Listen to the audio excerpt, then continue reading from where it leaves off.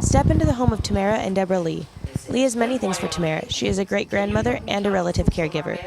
But for Tamara, the title has always just been Mom. Lee has raised Tamara from the time she was 2 months old.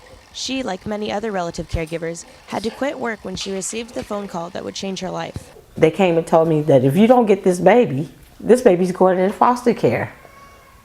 So I left my job. I had to leave my job. After becoming a parent overnight, Lee had to search for resources. She wasn't able to get funding for months and had to wait over a year for childcare. We're not looking for a handout. We're looking for a hand up.